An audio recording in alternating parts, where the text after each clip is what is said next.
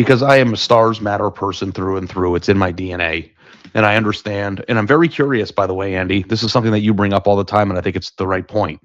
What the NFL draft numbers will say in terms of numbers of SEC players taken versus Big Ten. Because that's what's really going to tell us about talent. And that's, you can say what you want.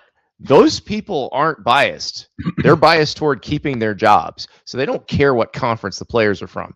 So but when those numbers start changing, which they got closer together last year, if it happens again, I'd say you're in the midst of a trend. And I don't know if it's because the majority of voices in college football reside in the Southeast, or if the fan bases are bigger in the Southeast, or if it's just because for 20 years the SEC actually was the best, and people are having. They were really good for a long time, and they've had. I don't know the exact number of years they've had the most draft picks.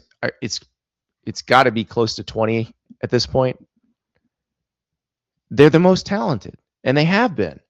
But the situation has changed. The middle of the Big Ten is getting better and better. The top of the Big Ten is better than the SEC right now, better than the top of the SEC right now. Teams like Miami, we've seen it with Clemson, and we saw it with Florida State for a couple of years. There are ACC teams that can do it too, that can put out elite, talented teams that can compete at this level.